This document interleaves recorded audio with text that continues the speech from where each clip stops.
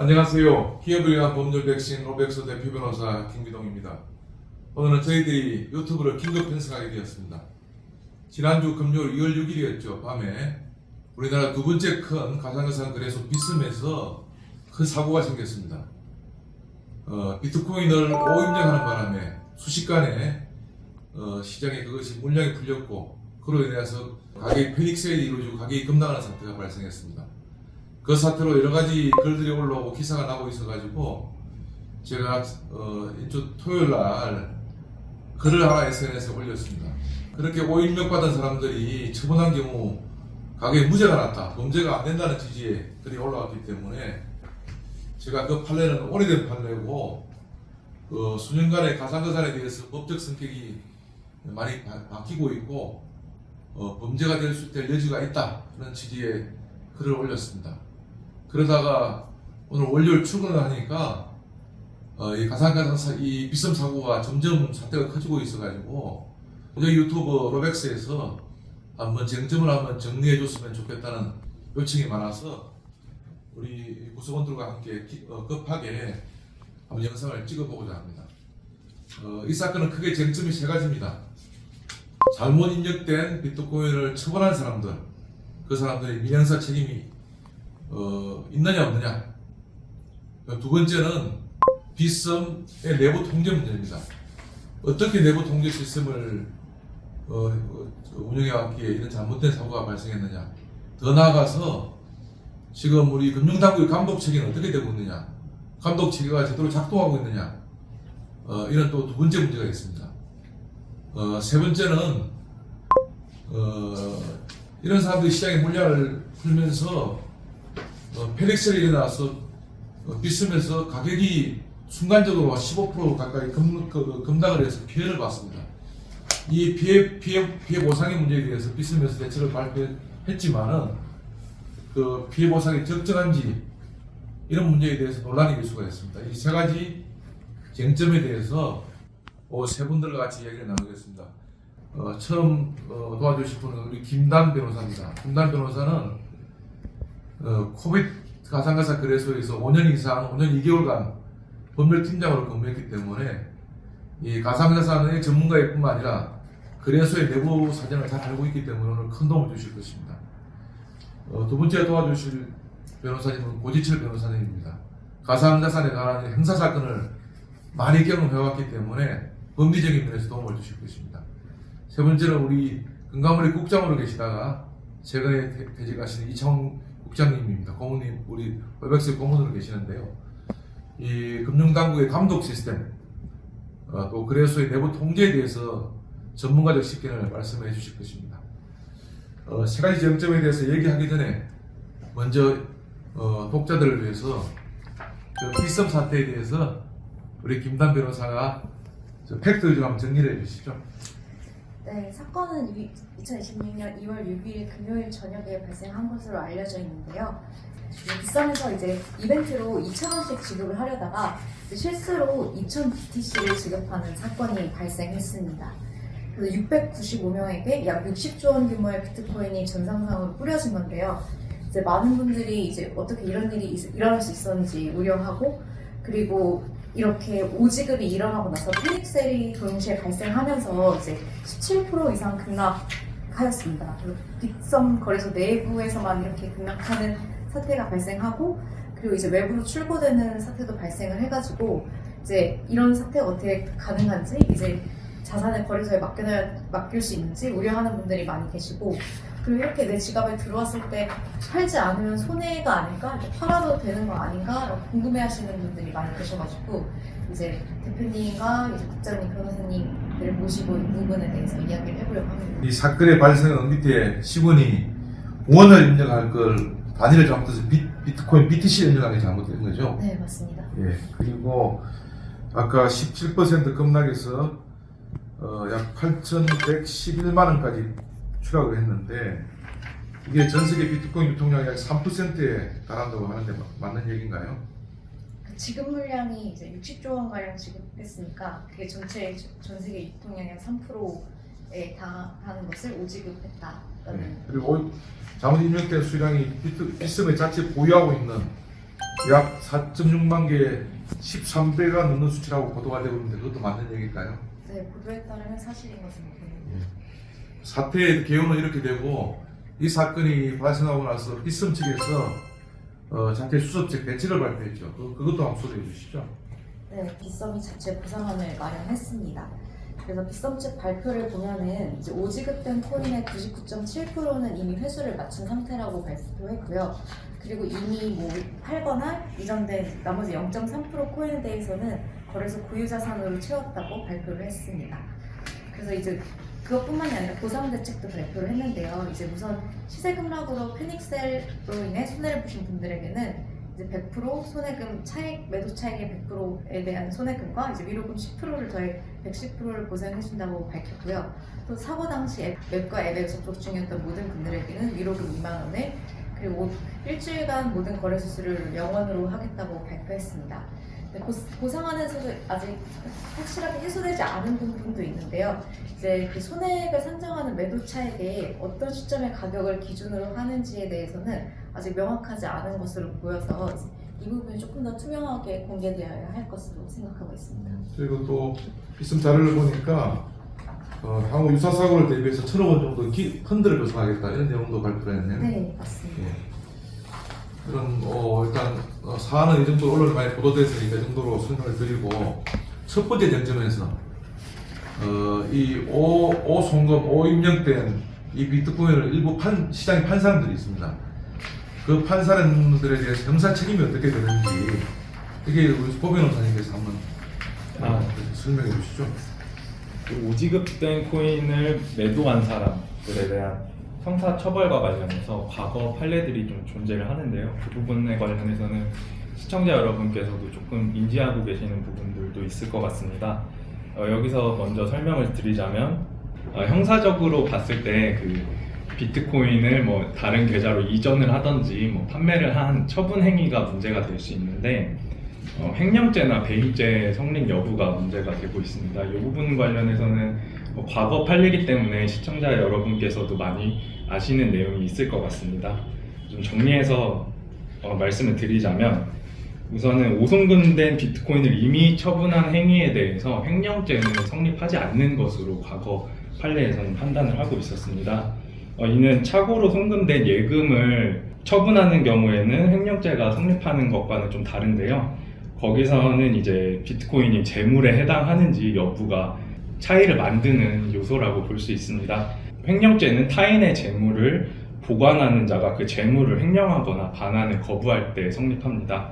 그리고 형법에서 재물은 유체물, 기타 전기 관리할 수 있는 자연력을 의미하는데요. 여기서 유체물은 일정한 공간을 차지하고 있는 물체를 의미하는 것이라 물리적인 실체가 있어야 합니다. 관련해서 법원은 비트코인은 물리적인 실체가 없는 전자정보에 불과하고 재물 또는 관리할 수 있는 동력에 해당하지 않기 때문에 횡령죄의 객체인 재물로 볼 수 없다고 보고 횡령죄에 대해서 무죄를 선고한 바가 있습니다. 또 배임죄에 대해서 살펴보자면 배임죄는 타인 사무처리자가 그 임무에 위배하는 행위로서 재산상 이익을 취득하거나 본인에게 손해를 가한 때 성립합니다. 즉 행위자가 타인의 사무를 처리하는 자 지위에 있어야 하는데요. 그 타인의 사무처리자 지위에 대해서는 법원은 당사자 관계의 전형적인 본질적 내용이 통상 계약에서의 이익 대립 관계를 넘어서 그들 사이의 신임 관계에 기초하여 타인의 재산을 보호하거나 관리하는 데 있어야 한다고 보고 있습니다. 그렇기 때문에 대법원은 2021년 12월경에 오지급된 가상자산을 이체받은 사람에 대해서는 이러한 신임관계가 인정되기 어렵다고 해서 타인 사무처리자에 해당하지 않고 배임죄의 성립도 부정한 바가 있습니다. 제가 조금 더 보충 설명을 드리겠습니다. 고백상 잘 설명해 주셨는데요. 내 예금 계좌에 돈이 갑자기 누가 잘못 보내서 입금되어 있다. 이걸 내 돈처럼 처분하면은 당연히 그 유죄가 납니다. 횡령죄가 되겠죠. 그죠? 업력된 순간에 보관관계가 성립되는 것이고 또 돈도 재물이기 때문에 범죄가 됩니다. 반대로 내 주식 계좌에 주식이 잘못 입금됐다. 그것도 횡령죄나 배임죄가 성립될 수 있습니다. 그런데 과거에 왜 좀 오래된 판결이긴 하지만은 비트코인이나 이 가상자산이 잘못 입금된 걸 처분한 경우에 행정죄도 안 된다, 배임죄도 안 된다 이런 판결이 대법원까지 거쳐서 확정이 됐거든요. 왜 그랬을까요? 이 대법원 판결 나온 시점이 2021년도니까 아마 실제 발생했을 때 시점은 한 7, 8년 되었을 것입니다. 그때만 하더라도 이 가상자산이 어떤 재물, 재산상이 경제적 실체로서 인정받지 못했다는 겁니다. 근데 여기서 유의할 점은 그 사이에 많은 시간이 지났다는 겁니다. 이제 이 판례가 반드시 유지된다는 보장이 없습니다. 첫 번째는 그 시점에서도 검사가 기소를 한 겁니다. 기소를 해서 검사는 범죄가 된다고 기소를 했는데 법원에서 무죄가 선고된 거죠. 그리고 대법원 판결도 전원합의체 판결이 아닙니다. 그냥 상고기각이 됐을 뿐이니까 법원의 판결도 시대의 변화, 제도의 변화, 법령의 변화를 반영하는 것이거든요. 그래서 지금 만약에 똑같은 사안을 마주친다면 검사는 당연히 기소할 겁니다. 7, 8년 전에도 기소를 했기 때문에요. 기소를 하면은 법원에서 그 사이 시대의 변화를 반영해서 꼭 무죄가 선고된다는 보장이 없습니다. 그 사이에 어떤 일이 있습니까? 미국을 중심으로 비트코인이나 중요한 가상자산이 제도권으로 편입되고 있습니다. 작년에는 지니어스 액트라는 미국의 법이 통과돼서 달러 스테이블 코인이 미국 정부에서 인정을 했거든요. 우리나라만 하더라도 그 사이에 가상자산 이용자 보호법 같은 게 생겼습니다. 그래서 이제는 비트코인 같은 중요 가상자산은 누구나 재물이나 경제적 가치, 재산상 이익으로 인정하는 단계로 가고 있다고 생각이 듭니다. 그래서 제 개인적인 생각은 기소 때문에 유죄될 확률이 오히려 높아진 거 아닌가 이런 생각을 하고 있습니다. 참고로 좀 더 이해를 돕기 위해서 주식의 경우에 딱 비슷한 사건이 있었죠. 소위 삼성증권 유령 배당 사건이 있습니다. 그 사건을 좀 이해하면 이번 사건에 이해에 도움이 될 것 같으니까 조금 그 사건 설명해 주시죠. 네, 그래서 이번 사건이랑 굉장히 많이 닮아있는 사건이 있는데요. 2018년 발생한 삼성증권 유령 주식 사태입니다. 그래서 당시 삼성증권은 이제 직원들에게 우리 사주를 1,000원씩을 배당을 해야 되는데 담당자가 실수로 1,000주를 입력해버렸습니다. 존재하지도 않는 28억 주가 전산상으로 만들어서 직원 계좌에 꽂혔는데요. 이제 비썸 사건도 이제 2,000원을 주려다가 2,000 BTC를 주게 된 사건이어서 이건 유사하다고 볼 수 있습니다. 근데 문제는 이제 그 다음인데 이제 내 계좌에 수천억 원이 찍히니까 일부 직원들이 이걸 시장에 팔아버리는 사태가 발생했습니다. 그래서 삼성증권은 16명의 직원이 주식을 매도했는데 한 사람이 무려 500억 원어치를 팔기도 했습니다. 근데 이렇게 갑자기 물량이 쏟아지니까 시세가 급락하고 선의의 투자자들이 패닉에 빠지는 상태가 발생했는데요. 그래서 결국 누군가의 이제 단순한 클릭 한 번이 시장 전체를 교란하는 상황으로 이어져 버렸습니다. 대학원 강의도 하고 있는데요. 이 사례를 이제 금융감독과 이제 형사처벌 관련한 수업에서 소개를 한 적이 있습니다. 근데 이제 수강생들은 일반적으로 내 계좌에 들어온 건데 그래서 팔았는데 이것 때문에 형사처벌을 받는다고 이렇게 생각하시는 경우가 되게 많아요. 하지만 법원은 형사처벌의 대상으로 보고 있습니다. 그래서 당시 법원의 판단을 보면 이제 우리 사회에 되게 중요한 메시지를 던지고 있다고 보는데요. 잘못 들어온 주식을 매도한 것은 단순한 개인의 일탈이 아니라 자본시장법상 부정한 수단을 사용해 시장의 신뢰를 깨트린 행위라고 명확히 규정했습니다. 하고 이제 제가 판결문을 보면서 특별히 인상 깊었던 부분은 이제 사고를 수습하기 위해 삼성증권이 지출한 비용이 약 95억 원 정도에 달했는데 법원은 그 매수한 사람만이 피해자일 뿐만이 아니라 결국 삼성증권이 손해를 배상해줬기 때문에 삼성증권의 선의의 주주들에게까지 손해가 미쳤다라고 보았습니다. 그래서 이제 누군가 무심코 한 행동이 우리 경제 생태계 질서를 크게 위협할 수 있다라는 부분을 굉장히 명확하게 했고요. 그래서 내 계좌에 들어왔으니 이제 마음대로 해도 되겠지라고 생각은 이제 단순한 아니란 생각이고 이제 우리 자본시장의 질서를 흔들 수 있는 일이 될 수 있다고 것을 생각해 주셔야 합니다. 그래서 이번 빗썸 사태도 마찬가지인데요. 이제 우리가 새로운 디지털 금융이라는 시대에 살아가면서 이제 디지털 자산과 금융 질서에 대해서 어떤 도덕적 기준을 가져야 될지를 보여주는 사건이라고 생각을 합니다.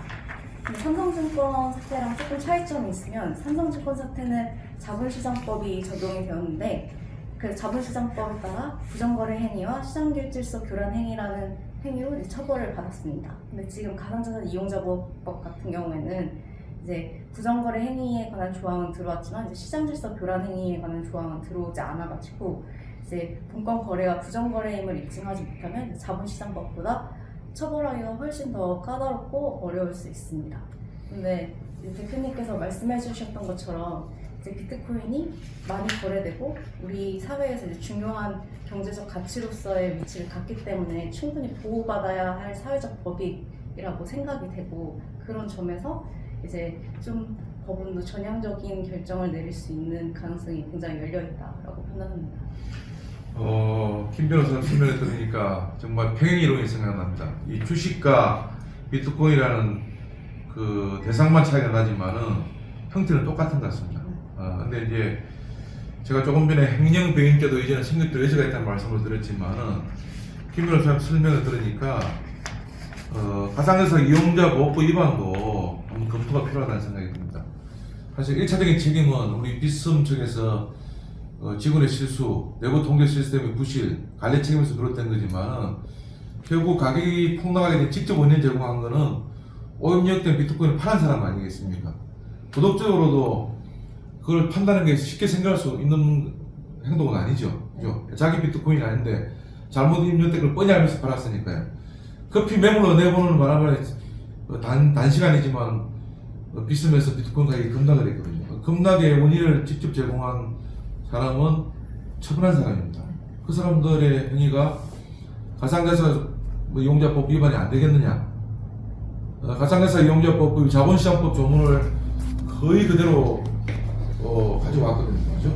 거기에 부정행위 조항이 있고, 김단 변호사님 말처럼 약간 차이가 있는 것 같긴 하지만은, 부정한 수단이 될 수 있는지 아닌지, 우리 금융당국, 금감원이나, 검찰이나 한번 이번 기회에 법리적 검토를 해야 될 거로 저는 생각이 듭니다. 그 다음에 우리 고 변호사님, 미형사 책임은, 형사 책임은 이런 문제, 횡령배임 때 성립되느냐, 가상자산 이용법 위반이 되느냐 문제가 있지만 그 변론으로 하고 민사 책임은 당연히 있는 거죠. 예. 네, 민사 책임에 대해서 한번 설명해 주시죠. 먼저 대표님 말씀을 들어보니까 저는 이 빗썸 사태 발생하고 나서 바로 제가 빗썸 들어가서 혹시 나도 들어왔나 확인을 하긴 했었는데 그 부분은 제가 좀 반성이 필요할 것 같습니다.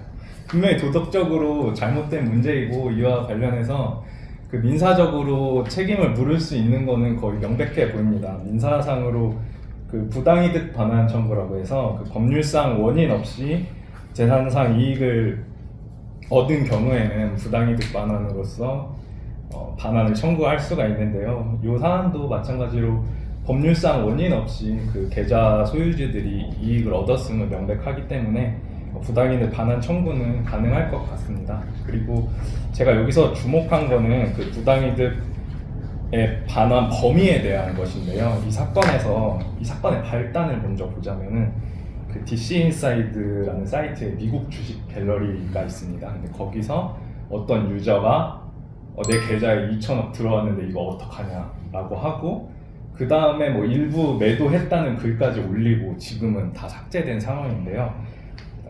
그 결과로 약 5지급된 비트코인을 지급받은 대다수의 다른 고객들도 일부 비트코인을 매도했던 것으로 보이고 그 결과로 약 1억 원 상당의 시가였던 비트코인이 일시적으로 약 8,100만 원대까지 폭락을 했었습니다.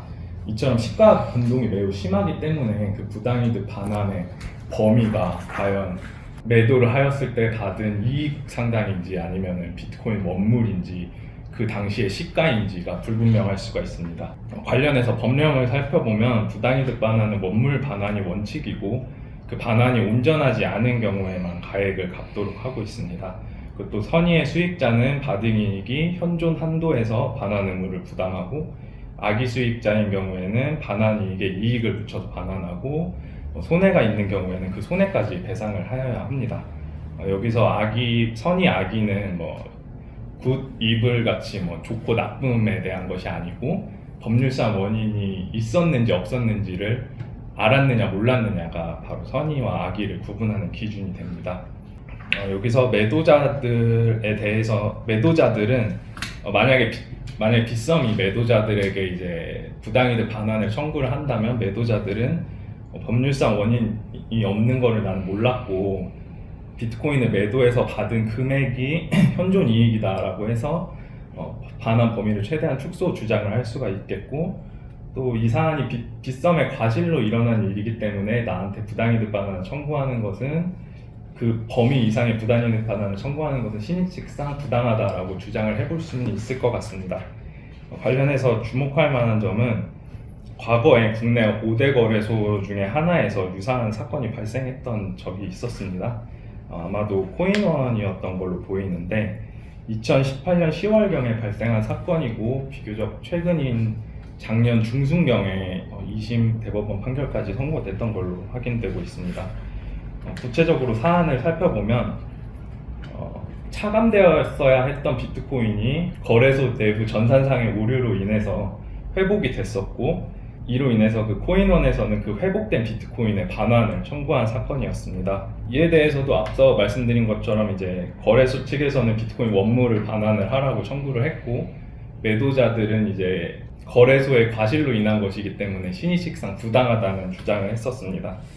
근데 여기서 법원은 금전상의 이득이 부당이득인 경우에는 이를 취득한 자가 소비하였는지 여부는 불문하고 현존하는 것으로 추정되고, 그 취득한 것이 성질상 계속적이고 반복적으로 거래되는 물품으로서 곧바로 환가될 수 있는 금전 유사 대체물인 경우에도 마찬가지다라고 설시를 했습니다.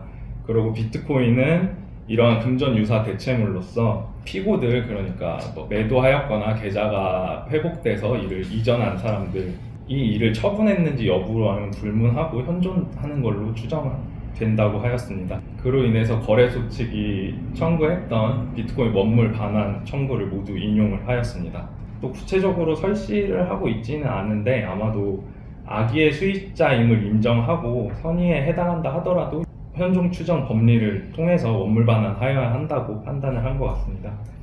이러한 판결을 이번 사안에 그대로 적용을 한다면 비트코인을 오지급 받아서 이를 장내 매도한 이들은 아마도 비트코인 원물을 반환하여야 할 것이고, 이미 매도를 하였다고 하더라도 당시 시가를 기준으로 환산한 돈을 지급하여야 할 것 같습니다. 여기서 당시라고 한다면은 변론 종결시가 될 것입니다.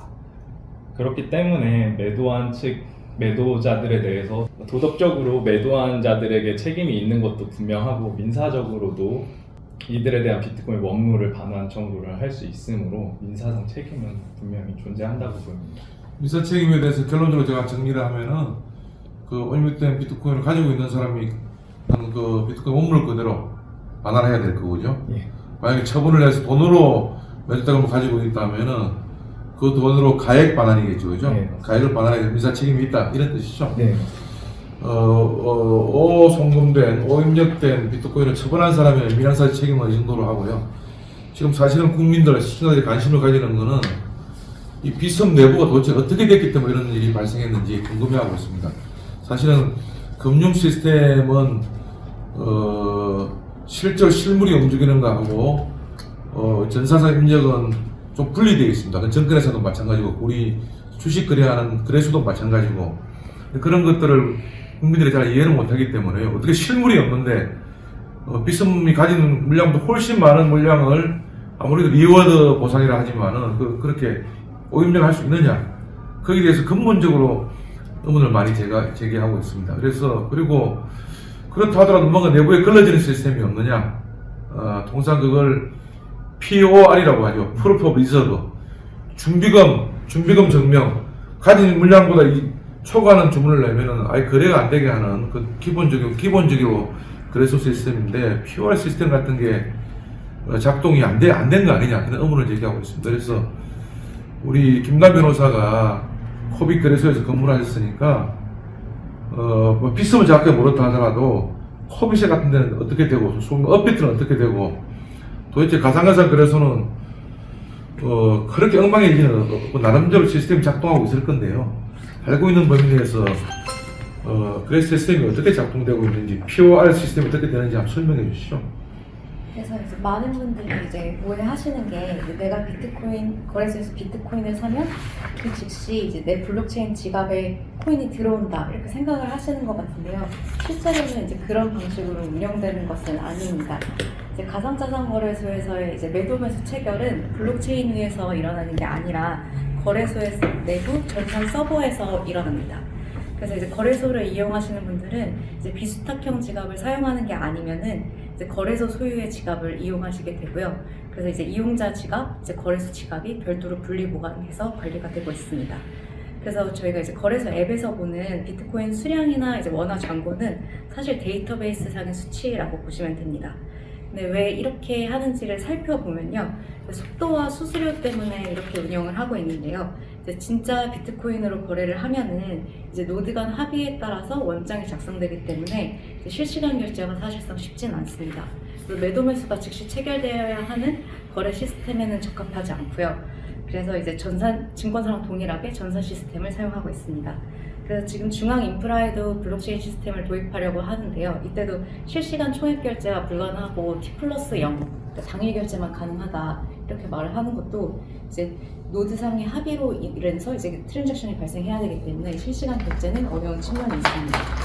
그리고 또 하나는 이제 수수료인데요. 이제 블록체인상에 직접 기록을 하게 되면은 이제 거래소 수수료 이외에 네트워크 수수료가 이용자에게 부과됩니다. 그럼 이제 이중적으로 수수료 부담이 발생하기 때문에 직접적으로 그 전산상에서 체결하는 방식으로 운영하고 있습니다. 그래서 이제 거래소는 이제 미리 이용자들의 원화랑 이제 코인을 계좌와 지갑에 보관해두고 이제 내부 장부에서 매도가 이루어지면 매도인의 숫자를 빼고 매수인의 숫자를 더하는 그런 방식으로 장부 거래를 실시간으로 처리하는 방식으로 이용하고 있습니다. 그리고 대표님께서 말씀해주신 것처럼 이건 은행 시스템도 동일합니다. 그래서 우리가 뱅킹 앱으로 100만 원을 보낸다고 해서 이제 은행원이 이제 현금 100만 원을 들고 다른 은행으로 가는 게 아니라 그냥 이제 숫자만 변하는 구조랑 동일하다고 생각을 해주시면 됩니다. 그래서 우리가 ATM에서 현금을 뽑을 때 이제 비로소 실물 원화가 나오는 것처럼 이제 가상자산도 이용자가 출금할 때 이제 비로소 거래소에 있던 코인이 이제 이동하게 됩니다. 그래서 이번 빗썸 사태는 이제 장부를 관리하는 사람이 실수로 장부에 숫자를 잘못 입력해버린 사건이고요. 이런 시스템 자체가 문제가 있는 것은 아닙니다. 근데 이제 내 가계부에 0을 하나 더 붙인다고 해서 이제 내 자산이 실제로 그만큼 늘어나는 건 아니니까 이제 거래소 전산에 찍힌 숫자가 이제 곧 실제 자산이 되는 것은 아닙니다. 근데 여기서 이제 문제점은 이제 금융 시스템의 핵심은 전산상의 숫자와 실제 보유 자산이 1대1로 완벽하게 일치를 해야 되는데 이제 그 신뢰가 흔들린 것이 가장 큰 문제라고 볼 수 있고요. 그래서 이제 자기가 갖고 있는 보유 범위를 넘어서서 이제 주문이 들어가지 않도록 하는 시스템이 부재했던 것으로 보입니다. 그런 부분에 대한 보완이 필요할 것으로 보이고, 근데 일반적으로 거래소에서 관리를 할 때는 이제 얼럿이 발생하게 돼 있어서 이제 준비금 증명이나 이런 부분이 일치하지 않을 때는 즉시 이제 얼럿이 발생을 하고 그런 수치를 다 맞추고 있고요. 그래서 이번 사건은 이제 허위 포인트를 고의적으로 입력하려고 했다기보다는 좀 내부 시스템의 부실하고 과실로 인해서 일어난 사건이라고 생각이 듭니다. 제가 좀 보충 설명을 드리면요. 우리 블록체인 꼭 이렇게 거래소를 통해서 거래가 안 될 수도 있습니다. 개인 간에 지갑을 통해서 보내고 또 탈중앙 거래소를 통해서 거래가 이루어집니다. 블록체인 상에서 거래가 이루어지는 거기 때문에 사람이 개입할 여지가 없습니다. 그냥 보내면은 실물 그대로 블록체인 이동을 하게 되는데요. 이번에 발생한 우리 빗썸이라는 거래소는 소위 중앙화 거래소입니다. 다시 말하면 한국 거래소라든지 주식 거래하고 똑같은 형태입니다. 그래서 거래소 내부에 사고 팔고 하는 거는 거래소 내부의 전산망 서버에 기록이 되고 그 다음에 정산은 또 따로 이루어져야 됩니다. 우리가 주식 거래할 때도 D+2가 돼야 이틀이 지나야 돈도 정산이 되고 주식이 실제 입고가 되지 않습니까? 그런 거랑 별 차이가 없다고 생각하시면 됩니다. 그래서 그런데 그래도 가장 의문스러운 게 물량이 없는데 주문 자체도 막아야 되는 거 아니냐. 그래서 아까 말씀드렸듯이 코빅 같은 데는 얼럿이 있어가지고 혹시 직원이 이렇게 잘못 입력하면은 바로 경고등이 뜨는 시스템. 또 다른 거래소는 아마 멀티 결제. 밑에 실무직원 한 사람이 딱 주문을 내면 그대로 실행되는 게 아니고 다단계 결제로 통해서 여러 사람이 체크하는 시스템이 되어 있어야 되는데 정확한 거는 금융당국 조사가 끝나봐야 알겠지만은 아마 비스듬에 밤이라 일가 불라서 그런지 비스듬에서 그냥 직원 한 명이 잘못된 오입력한 게 그대로 실행이 됐던 것 같습니다. 그러면서 내부 통제 시스템이 좀 작동이 안 된 거 아니냐 이렇게 추정이 되는데요. 자, 이제 일단은 조금 더 확대해 보면은 이 원화거래소도 FIU라든지 금융감독원의 일정한 부분 감독을 받고 있거든요. 그럼 사전에 금융당국에서 뭐 감독도, 감사도, 검사도 이렇게 통해서 이런 일이 안 생기게 시스템을 갖추도록 사전 예방의 감독이 되었을 것으로 일반인은 생각하거든요. 그런데 이번에 잘 안 됐다는 게 드러났습니다. 그래서 왜 그러면은 주식거래소, 증권사나 주식거래소처럼 감독이 안 되고 있는지 이런 부분에 저도 궁금하고 그 원인을 정확히 알아야 앞으로 제도적으로 재발 방지책이 마련될 수 있을 것 같은데요. 이 부분에 대해서 금융감독원에서 30년 근무하시고 감독 체계나 내부 통계 체계 잘 알고 계시는 우리 이창훈 국장님이 뭐 자료도 준비하셨다니까 좀 촘촘하게 좀 설명해 주시죠.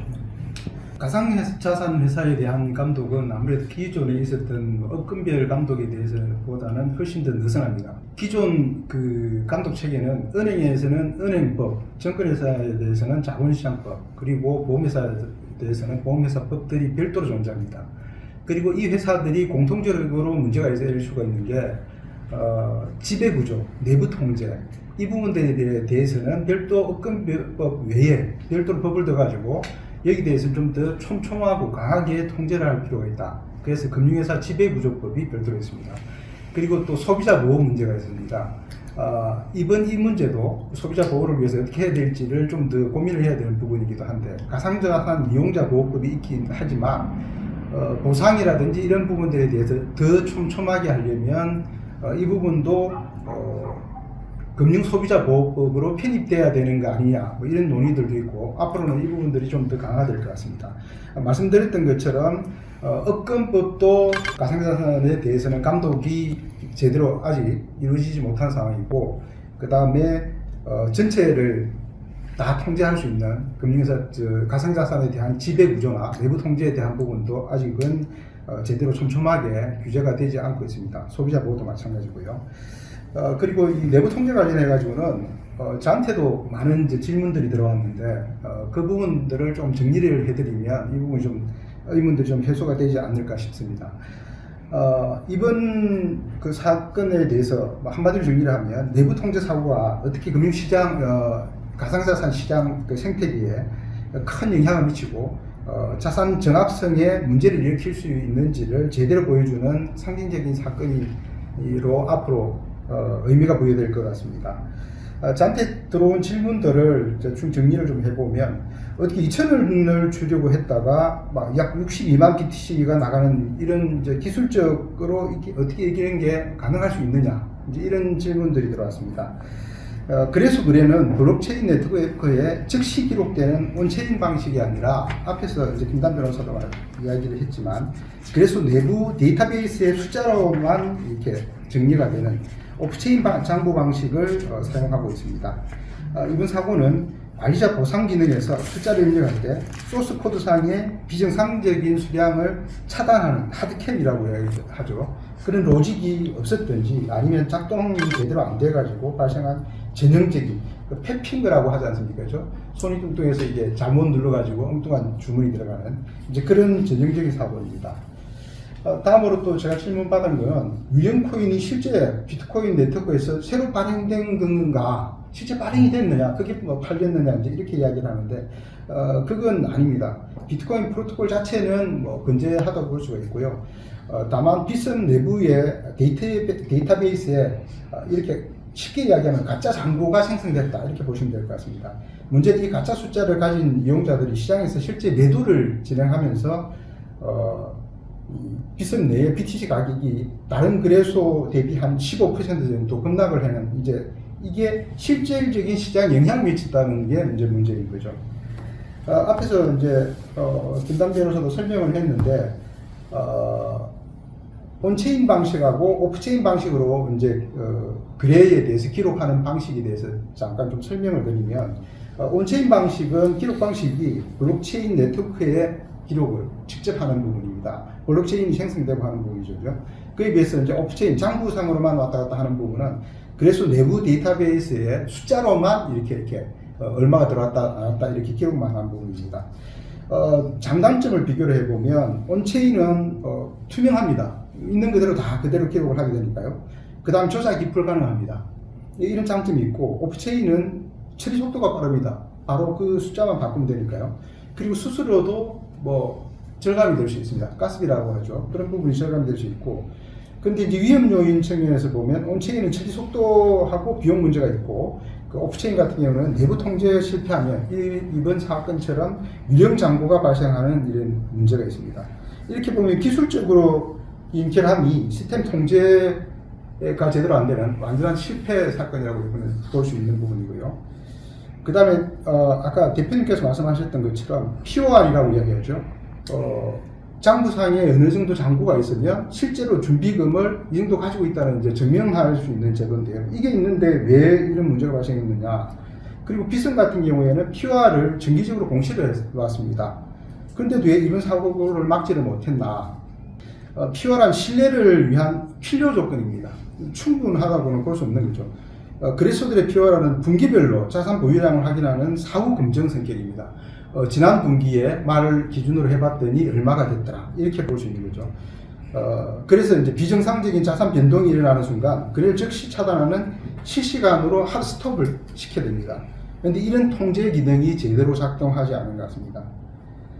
이 부분을 또 구체적으로 한번 보면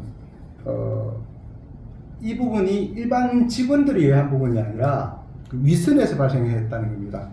이 부분은 이제 관리자가 보상을 한다든지 특별히 지급을 더 해야 된다든지 이제 이런 부분에 대해서는 내부 통제가 제대로 작동이 안 된 부분이 문제인 거죠.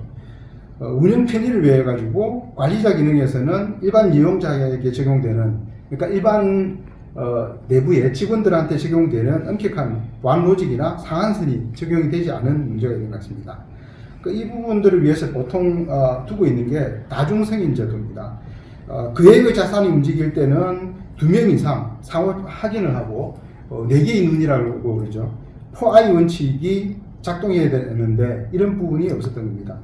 그리고 관리자 권한이 내부 통제에 가장 취약한 영역에 있을 수 있다는 부분은 이 부분이 이번 사건을 제대로 보여줬다고 생각이 듭니다. 그리고 궁금해하실 수 있는 부분이 그러면 비스만 문제냐, 업비트나 뭐 다른 거래소는 뭐 별로 문제가 없느냐, 안전하냐 뭐 이런 부분인데 업비트 같은 경우에는 민감한 자산 이동 시에 다중 승인 체계 멀티 시라고 얘기했죠. 그 부분하고 직무 분리, 내보낸 의사결정을 하는 사람하고 실제 내보내는 사람하고 이게 다 분리가 되어 있어야 되는데 이런 부분이 상대적으로 엄격히 적용이 업비트는 그런 부분에 대해서 엄격하게 적용하는 걸로 뭐 이야기를 해왔습니다. 그런데 이제 이번에 이제 금융당국이 현재 원화거래소 전체를 대상으로 전수조사에 이제 착수를 했습니다.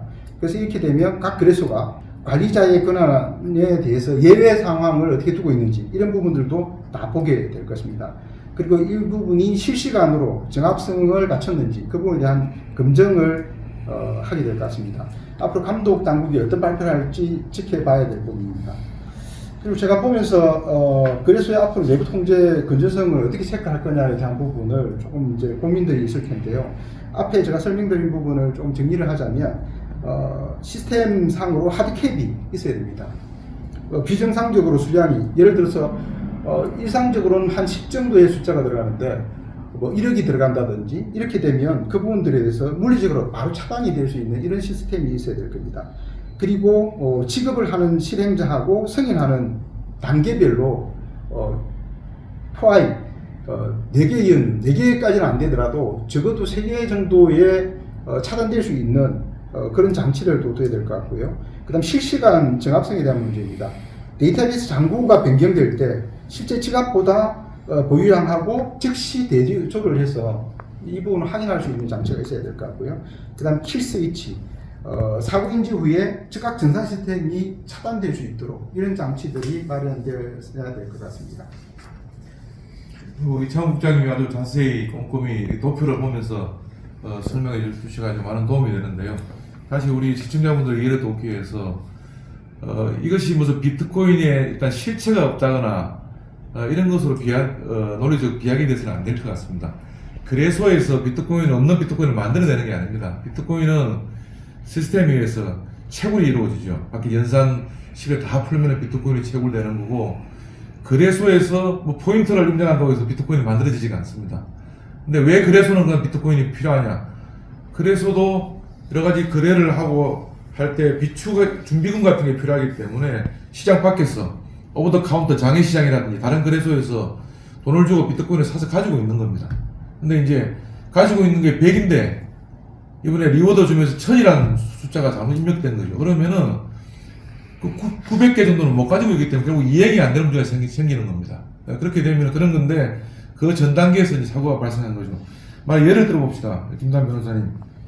그러면 비스에서 가지고 있는 게 100밖에 없는데, 네? 준비금이 1000을 입력했다.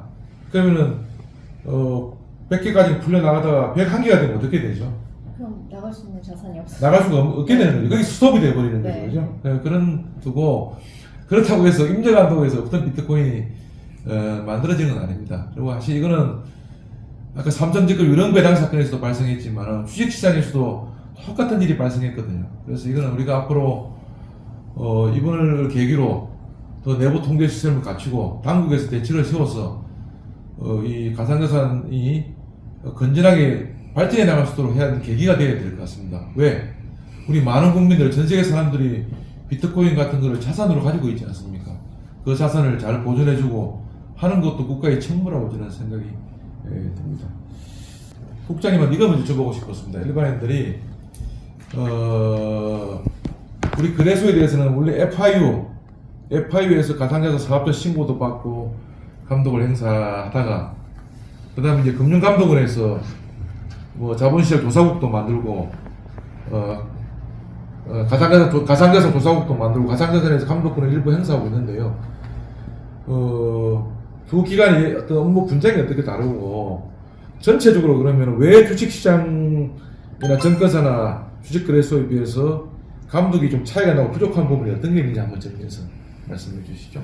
이 부분은 가상자산 제도가 아무래도 좀 늦게 우리나라에 들어오기도 했고, 처음에 이제 논란이 이 부분이 재산적 가치가 있고, 그 다음에 또 금융투자 상품이냐에 대한 부분들이 논란이 됐습니다. 금융투자 상품이고 금융하고 관련이 있으면 이제 감독원에서 직접 감독을 해야 되는데, 초기에는 이제 그런 부분에 대한 부분이 아니지 않느냐는 이야기들도 많았고요. 그랬었습니다. 그 이후에 체계가 쭉 갖춰지는 과정에서 해외에서 계속 그 비트코인 관련해가지고 가상자산 관련해서 자금 세탁 방지 문제가 많이 거론이 됐었습니다. 그래서 한국에서도 가장 문제가 됐었던 부분은 자금 세탁 방지에 대한 문제들 때문에, 그래서 FIU에서 자금 세탁 방지에 대한 부분을 가장 먼저 법을 개정해서 금융위원회가 이 부분에 대한 부분을 감독을 하기 시작했고, 그 이후에 개인들이 비트코인이라든지 이런 부분을 사면서 계속 그 가격 때문에 문제가 생기고 보호를 해야 되겠다, 투자자 보호를 해야 되겠다는 이제 이야기가 되면서 가상자산 이용자 보호법이 또 만들어졌죠. 가상자산 이용자 보호법이 만들어지는 과정에서는 전반적인 부분에 대해서는 금융위가 감독을 하고, 그 다음에 더 세부적인 실제 집행 단계에 있어서는 감독을 하고 있으니까, 그래서 이것도 똑같이 다른 것처럼 전반적으로는 금융위가 감독을 하고, 그 다음에 자금 세탁 방지에 대한 부분은 금융위 내에 속해 있는 FIU에서 감독을 하고, 그 다음에 일반 투자자 보호라든지 시장 질서에 대한 부분들은 금융감독원이 이제 똑같이 감독을 합니다. 다만 앞에서 말씀드렸던 것처럼 업건으로 별도로 본 거는 가상자산 관련되는 부분을 업건으로 봤는데, 기존 다른 전통적인 업건에 비해서는 아직 내부 통제뿐만 아니라 이제 소비자 보호에 대한 부분들이 체계가 제대로 아직 안 갖춰져 있는 부분이 있는 거고요. 그 다음에 여기 이제 지배 구조에 대한 부분들, 내부 통제에 대한 부분들, 이제 이런 부분들도 아직 체계가 갖춰지지 않았을 뿐이고, 앞으로는 금융회사들만큼 이제 그런 체계가 더 갖춰질 거라고 생각을 합니다. 그리고 이번 사건을 보면서 이제 감독원에서 현장 점검을 지금 하고 있는 부분인데요. 향후 그러면 가상자산에 대한 부분이 그러면 뭔가 제대로 좀 내부 통제나 이런 부분이 정비가 돼야 되지 않느냐에 대한 부분을 질문을 던지는 그리고 거기에 대한 감독 당국에서 답변을 내어놓는 이제 시발점이 되지 않을까 싶습니다.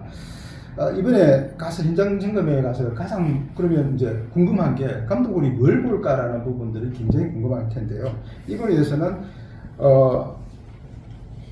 내부 통제 관련해서는 이 사고를 언제 인지했고 그 다음에 차단될 때까지 한 35분 정도가 있었다고 얘기하는 거죠. 이제 이 부분을 35분의 골든타임이라고 이야기할 때 이 부분에 대해서 아마 집중을 할 것 같습니다.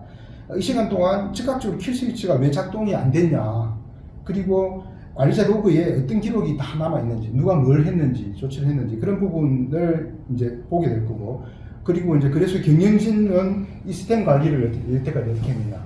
그러니까 이번 사고가 난 이후에 대한 부분도 보겠지만, 사고가 나기 전까지 그러면 이런 문제가 있을 부분을 예상을 못했냐, 예상을 했는데도 또 내부적으로 문제가 있을 거라고 보고가 있었는데도 거기에 대해서 아무런 조치를 안 했느냐, 이제 이런 부분들이 문제가 될 거고요.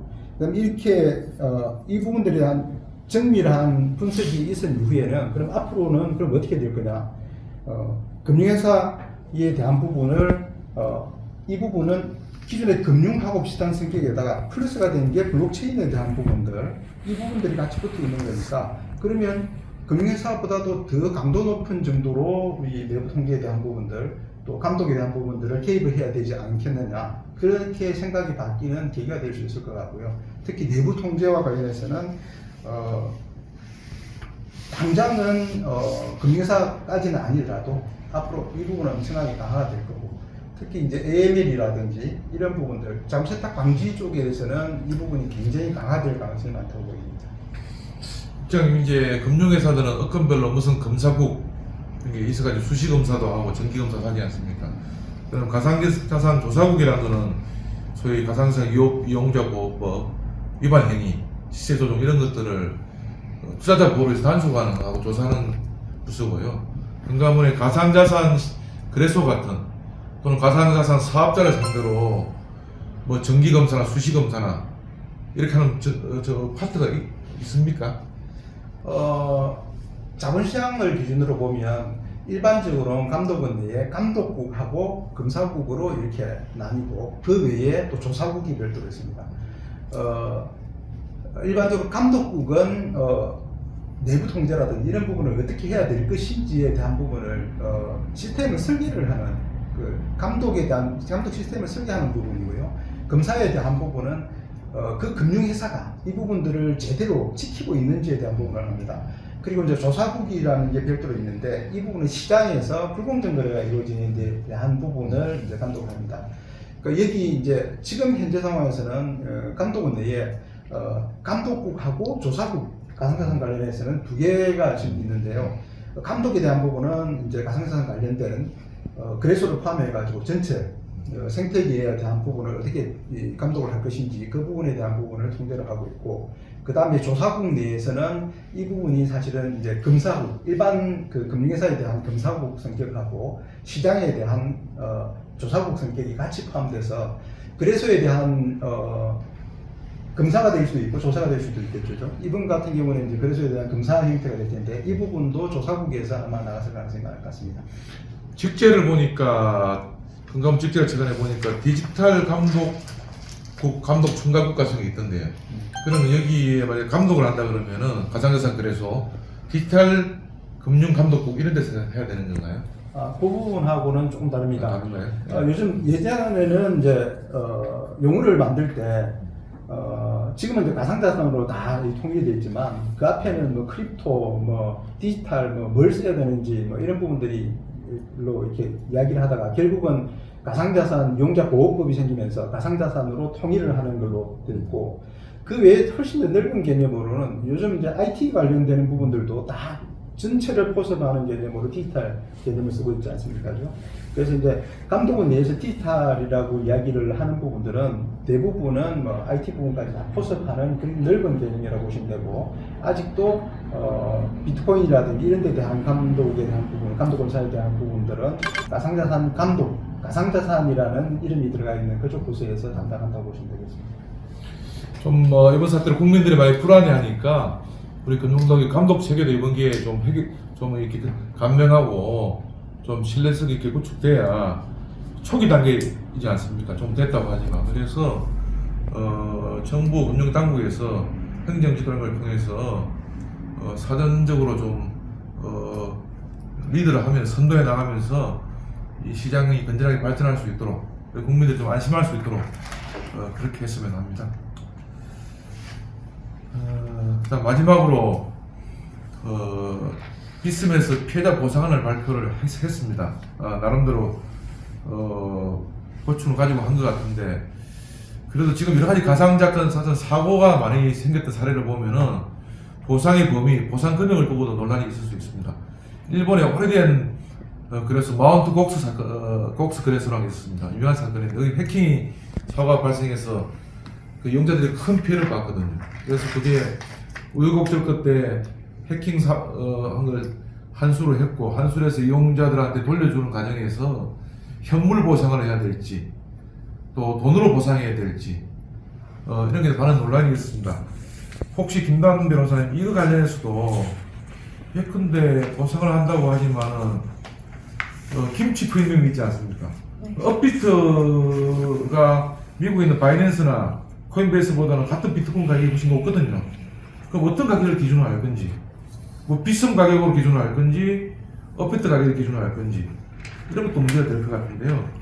혹시 그 마운트 복스 사건 이런 거 좀 설명해 주시면서 그래도 좀 쟁점이 있을 만한 부분을 한번 짚어주시죠. 이 부분은 법률적으로는 명확하지 않은 것으로 저는 생각이 드는데요.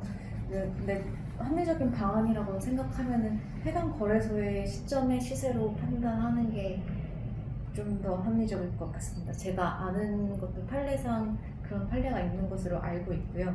그리고 이제 거래소 내부에서도 이제 회계 처리나 정부 처리를 할 때 다른 거래소 시세가 아닌 해당 거래소 시세를 이용해서 기준으로 하는 것으로 알고 있어서 좀 상승세 폭상 기준 아니면 해당 거래소의 시세를 기준으로 하는 게 현실상으로는 가장 타당한 방법일 것 같습니다. 예. 이 부분도 저희들이 조금 더 사건 진행을 보면서 혹시 쟁점이 될 만한 부분이 있으면은 추가로 저희들이 영상을 한번 올리도록 하겠습니다.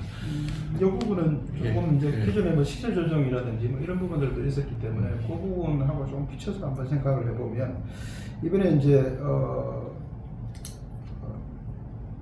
그 보상하는 가격을 뭐 비싼 내부 가격 아마 거기에 15% 하락가 이 부분으로 한다고 이야기를 했던 것 같은데요. 이 부분은 이제 앞으로 비싼 내부 가격으로 할지 아니면 타거래소의 정상적인 가격으로 할지 이제 이 부분들이 좀 문제가 될 수 있을 것 같고요. 그 다음에 시세조정이라든지 이제 이런 부분이 있었을 때는 그러면 내가 그 부분으로 내가 손해배상을 청구를 한다고 이야기했을 때 그러면 가격을 어느 정도가 됐을 때가 정상 가격이냐 손해본 가격을 이렇게 이야기할 때 뭐 행력이라든지 이런 부분이 발생했을 때 그때는 이때까지 부분 판례나 이런 부분을 보면 어느 정도 기복이 있었던 이후에 이제 어느 정도 정상적으로 됐다. 그때 가격을 정상 가격으로 판단하는 부분들이 많았던 것 같습니다. 네, 또 의견을 말씀드립니다. 또 마지막으로 우리 세 분 하신 말씀 있으면은 한마디씩 하시고 일단 오늘 영상을 마쳐보겠습니다. 김 변호사님 먼저 한번 김 변호사님 말씀해 주시죠. 그래서 저는 이제 거래소에서 실무자로 오래 일했던 경험이 있기 때문에 좀 이 사건을 보면서 안타까운 마음이 사실 많이 들었고요. 그래서 이제 직원의 단순한 실수로 너무 큰 일이 발생해가지고 좀 안타까운 마음이 들었고 그리고 제가 생각했을 때는 이제 어떤 부분에 내부 통제가 잘 되어 있지 않았을까도 사실 인지하지 못했을 가능성이 굉장히 높다고 생각을 합니다. 그래서 이제 감독 당국에서 이제 가이드라인을 주실 때 이제 물적 인적 조건을 좀 충족해라 이런 가이드라인을 많이 주시는데 제가 실무를 했을 때 느끼는 거는 인적 요건에 단순히 인적인 수고다 인적인 전문성이 더 중요하다고 느껴지고요. 하고 인적 요건보다도 요즘 시대에는 또 시스템이 너무 중요하기 때문에 이제 물적 요건에 대한 좀 강화가 필요할 것 같습니다. 그리고 이제 정책을 만드는 사람이랑 기술을 만드는 사람이 따로 있어가지고 이걸 좀 통합적으로 이해할 수 있는 그런 전문성 있는 사람이 필요할 것 같습니다. 그래서 지금 내부 통제 같은 경우는 규정 중심으로 그런 규정이 있는지 없는지에 따라서 이루어지는데 이 규정이 어떻게 효과적으로 시스템화가 될 수 있는지까지 나가야지 정말 진정한 컴플라이언스 전문가라고 생각을 하고 그래서 그런 컴플라이언스 전문가가 좀 많이 양성될 수 있도록 이제 감독당국에서도 많은 가이드라인을 주시고 육성을 해주시면 좋을 것 같습니다. 우리 호 변호사님도 한 말씀 해주시죠. 아니, 이번 사건을 계기로 김단 변호사님이나 이창훈 국장을 통해서 실무적으로 많이 배울 수 있었고 사건화가 된다면은 저희 그 가상자산 관련한 판례 발전에 크게 기여를 할 수 있을 것 같아서 기대가 되는 측면이 있습니다. 그래서 만약에 무슨 사건이든 초기 대응이 중요하니까요. 이 사건과 관련되신 분들이 계시다면 저희 법인에 연락 주시면 언제든 성심성의껏 상담 드리도록 하겠습니다. 국장님도 한 말씀 해주시죠. 그 이번에 이 사건은 내부 통제, 특히 가상자산이 급격하게 가격이 오르면서 엄청나게 발전하고 있는 상황이고 앞으로는 법인들한테도 가상자산이 이제 열리게 될 텐데 법인한테까지 열리기 전에 이 사건이 이제 발생한 데 대해서는 이 부분은 앞으로도 상당한 의미가 있는 사건이 아닌가라는 생각이 들고 우리 로백스에서 그 이번 사건의 내부 통제 관점에서 어떤 문제점이 있는지에 대해서 앞에 자료도 있지만 정리를 쭉 잘 해놨습니다. 이 부분을 보시면 한눈에 이번 사건이 어떻게 흘러가고 어떻게 뭐가 문제가 되는지를 또 알 수 있을 것 같고요. 그 다음에 그래서뿐만이 아니라 바스프 안 그러면 가상자산 이쪽에 일을 하고 계시는 분들한테 제가 드리고 싶은 부분은 가상자산은 다른 어떤 부분보다도 훨씬 내부 통제가 더 중요하다고 생각합니다. 왜냐하면 앞에 말씀드렸던 것처럼 이 부분은 기존의 금융에서 하고 있는 업무를 대부분 다 하고 있고 거기에 대해서 이 부분은 훨씬 이 잠세탁 방지나 이런 부분에 문제가 발생할 가능성이 많습니다. 그래서 이 부분들은 이제 내부 통제에 대한 부분을 철저히 준비를 좀 하셔야 될 것 같고요. 그 중에서도 또 많이 고민을 하셔야 될 게 이번 사태처럼 이런 일이 발생을 할 수 있겠구나. 이제 이런 부분들에 대해서 대비를 할 필요가 있는데요. 그 대비를 하는 과정에서는 시나리오를 많이 짤 필요가 있습니다. 이런 일이 발생할 수 있다. 이런 일이 발생할 수 있다. 여러 가지 시나리오를 다 짜놓고 그 다음에 그 일이 발생했을 때 어떤 시점별로 사고가 바로 발생했을 때 우리는 뭘 할 거냐 그 다음에 보고 체계를 어떻게 할 것인지 그 다음에 시장에는 어떤 메시지를 내보낼 것인지 보상에 대한 부분은 어떻게 할 것인지 이런 부분들에 대한 부분을 사전에 다 준비해야 됩니다. 사전에 준비하고 이런 사고가 터졌을 때 하면 우왕좌왕하지 않고 바로바로 어떻게 해야 될지를 바로 알 수가 있습니다. 그래서 이제 그 시나리오를 다 짜는 부분이 내부 통제에 있어서 가장 중요하다고 생각합니다. 짧은 준비 시간도 잘라봤는데 우리 세 분 도움으로 지난주 금요일 발생한 비스의 그 비트코인 5임력 사건, 5송금 사건에 대해서 저희들이 한번 법률적 쟁점이 뭔지 정리해 보았습니다. 준비가 좀 부족했기 때문에 설명이 부족한 부분도 있고 궁금하신 부분도 많을 겁니다. 댓글로 남겨주시면은 저희들이 좀 다시 또 필요하면은 다시 한번 보완을 해서 다시 영상을 올리도록 하겠습니다. 짧은 긴 시간 시청해 주셔서 감사합니다. 지금까지 기업을 위한 법률 백신 오백서 대표 변호사 김기동이었습니다. 감사합니다. 감사합니다.